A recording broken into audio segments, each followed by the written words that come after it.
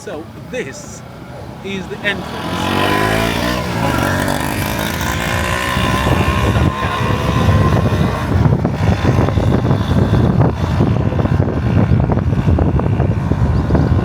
The south of Nicaragua, very close to the Recreational. So this is the center of San Carlos. It is really nice, I would have to say. What else can you say? It's very colorful. that's, that's one thing it's got going for it. Okay, and I don't know.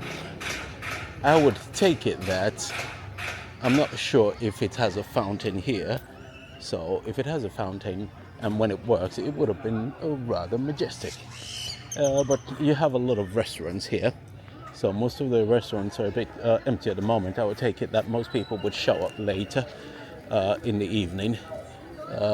So this is the sign of San Carlos.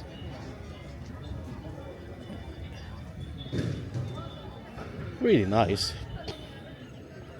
It must have been recently done because it looks really, it looks clean.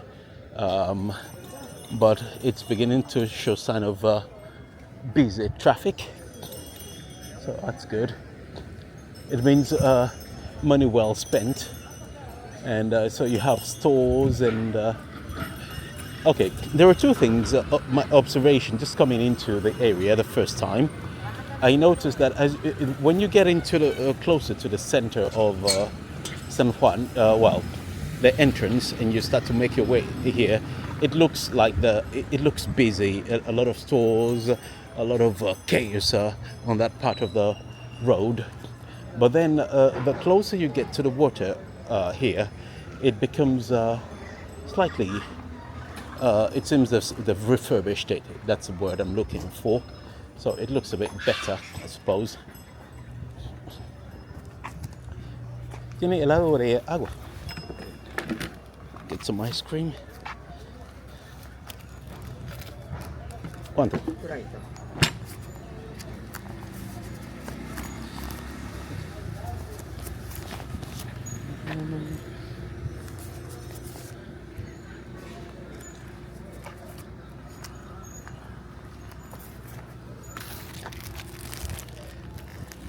All right.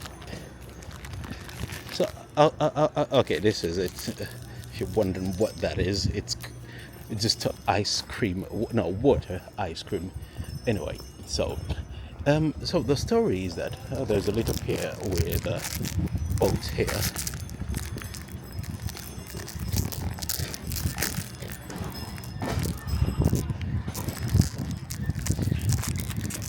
You can hear the me trying to open the.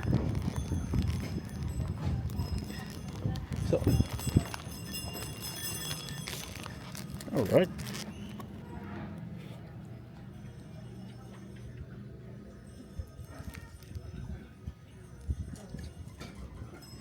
Cormorants and egrets.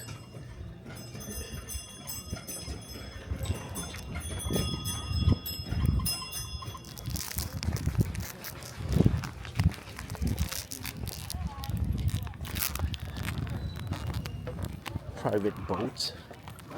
So most people just come here. I would take it just to relax and buy some ice cream like me and walk around.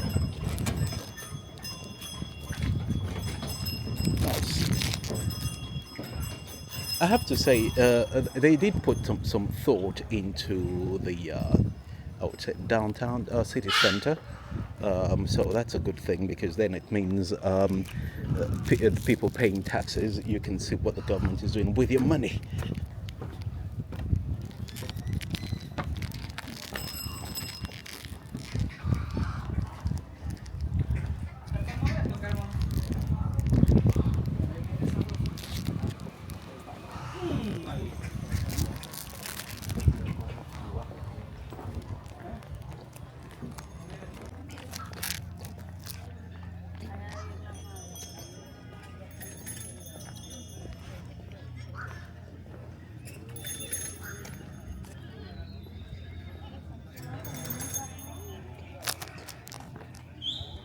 something you also notice is that if you look up there, just behind the palm tree, there are restaurants there with sort of you can sit and then you catch a view of the whole laguna, a lagoon as it's called here.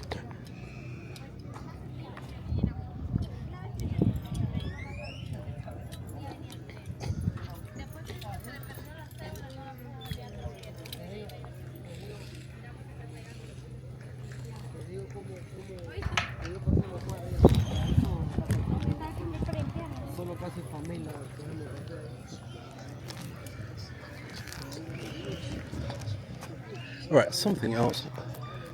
It's well done. I think they did a good job of putting this together and just making it a bit functional. Another thing you see here is that you would have thought in most centers they'll put like a sporting event. Some anecdotal. So the guy selling popcorn went to one of the guys selling ice cream and said, "Oh, I'll give you popcorn and you give me ice cream." And the first one said no, so he went to the second one, and the second one said yes. So he's just walking around eating his ice cream now. Cool. Yeah. Okay. So one of the things you noticed in a place like this is that I would actually expect there to be some sort of if you look at here, some sort of sports events, like I don't know, people playing basketball or what else, football, but they've decided to go the other way.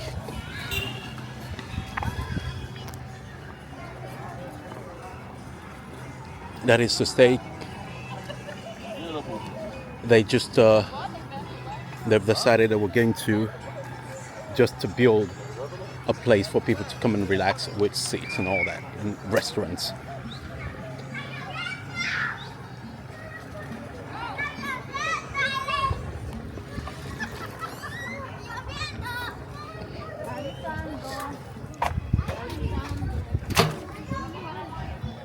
So with that, it's got a different feel to it. I think they want more people to come and spend money here, make it a bit more touristy, and then you have the boats. These are passenger boats. I don't know where it takes you, but I know there are smaller islands where you can take a boat and where those actually take you. I need to find out what that is all about. Maybe someone would be able to provide a bit more information. So you've got the restaurants, and there are two of these, one on both sides of the park.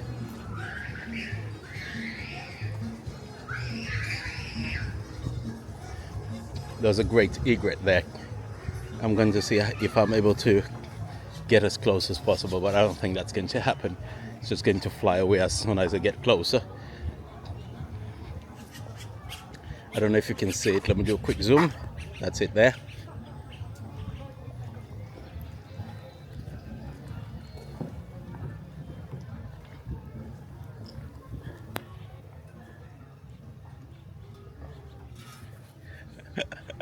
As expected.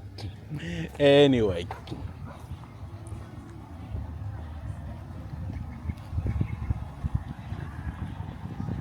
All right. I need to ask about the boat thing. I find it fascinating. If there are smaller islands where you can take a boat from here, that'll be cool. Just to see what's on the other side of the water.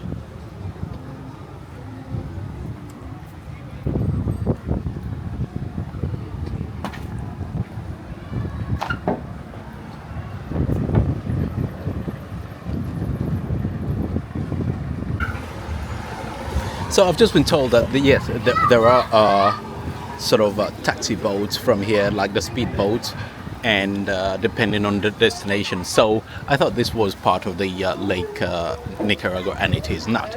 This is the river San Carlos, and if you go south, it takes you all the way through to the river. What's it called? San Juan. So this is. It costs, I don't know yet, but you can buy the tickets, I've been told, and depending on the destination, sometimes you pay between 300 cordobas to 500 cordobas. So the gods have decided to bless us with water. So it's raining. So yeah, there isn't much to do than just to wait. All right. So this is another part of San Carlos, which is the park, and here you see a lot of the the church. First of all, a lot of people, a group of people sitting in front because it rained and you need to protect yourself, so you seek shelter at the church.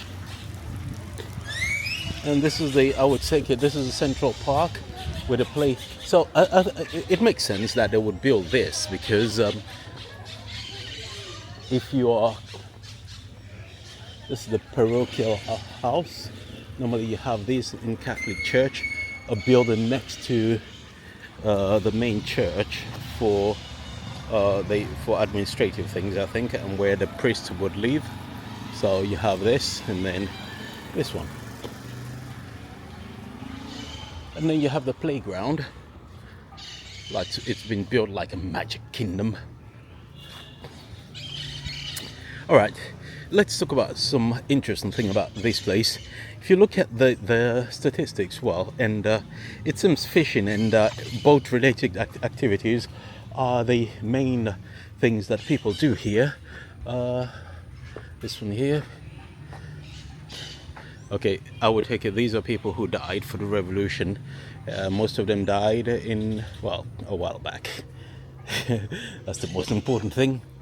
The population is said to be about 17,000, around 17,000 in the main center here and the surrounding houses. That's where most people.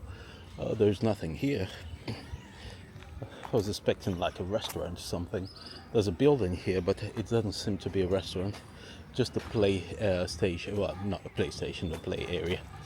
All right, so it's about 17,000 people. And when you look at the bigger municipality of San Carlos, which is part of the Rio San Carlos, Rio San Juan area, it is about almost 50k. So it is a big area. All right, I'm saying big, for Nicaraguan standards. It's relatively big. I don't know what this is, so I'm just going to go. There's people selling plants.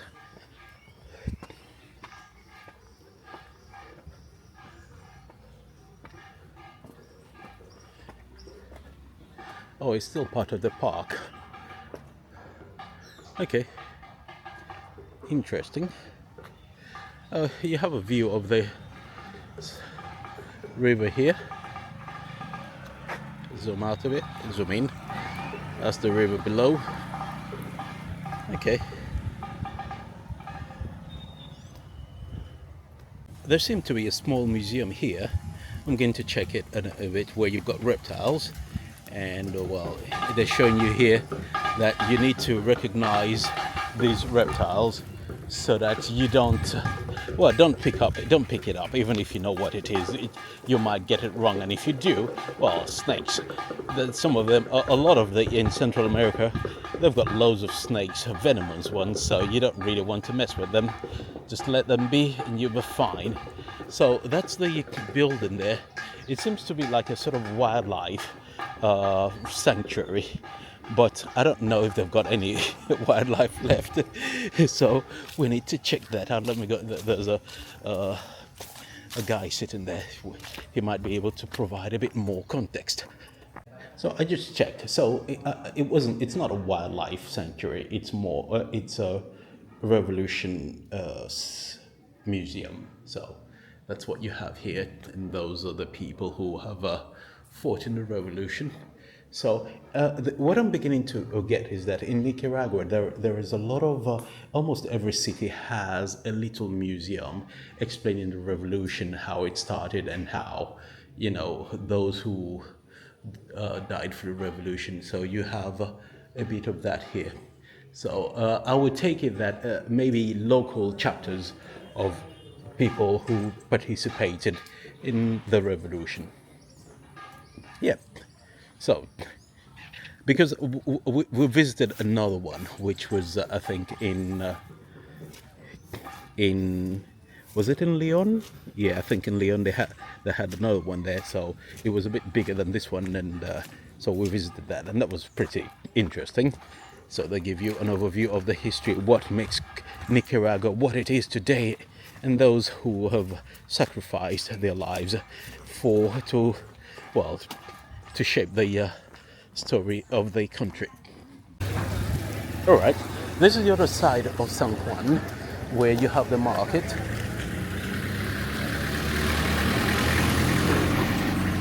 It's rained a bit now, so everyone's a bit well, it's cooled the temperature down because it was really hot today, so you're not going to complain about that.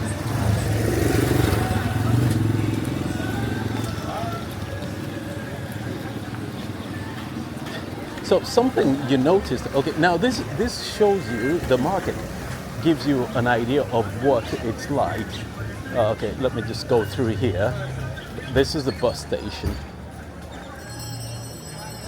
So the bus station basically gives you an idea of what, if it's busy, no, if it's big,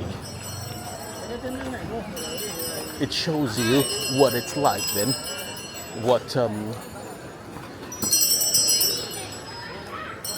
how big the city is. And when it says 17,000 people in the center, and then you have like about 50,000 people on the outskirts of the city. So that gives you an idea of what it's like and how big it is.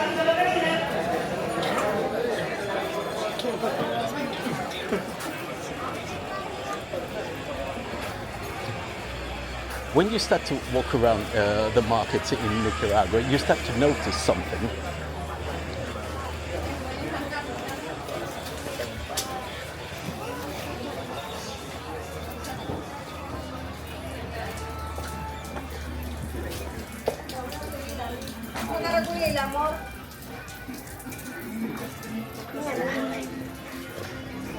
Food stands here.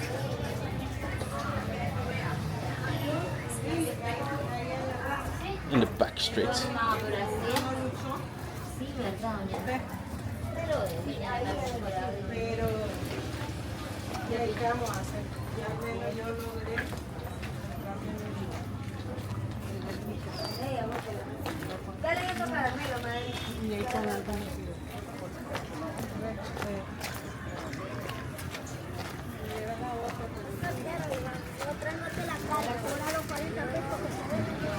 Yes, so back on the main street. So something you see is that unlike the Caribbean side, when you go to the other side of the country, there are more shops, more opportunities. It's just the cities are a bit the stores are well packed with things to buy, and probably because the job market is also bigger here.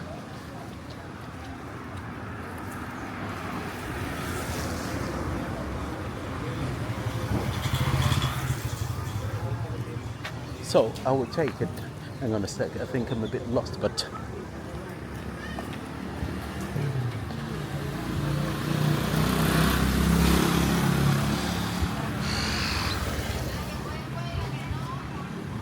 so the job market is bigger, and this place is it's got you've got the market, a traditional market, and then you've got the stores.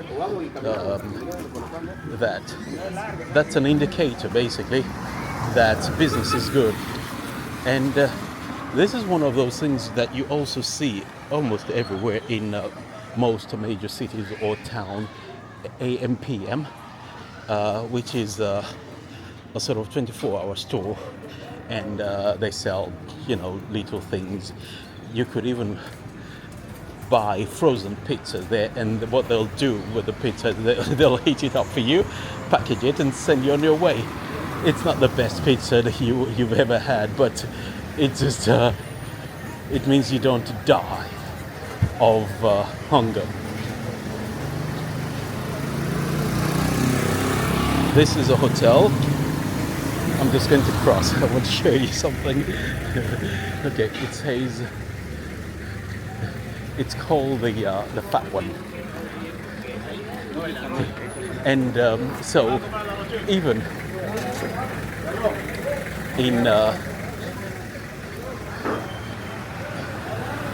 something you notice is that a lot of people will, if when they say the salary is low in Nicaragua, but people will still find a way, they earn a bit, they find some of these hotels, you take your girlfriend there to have a good time.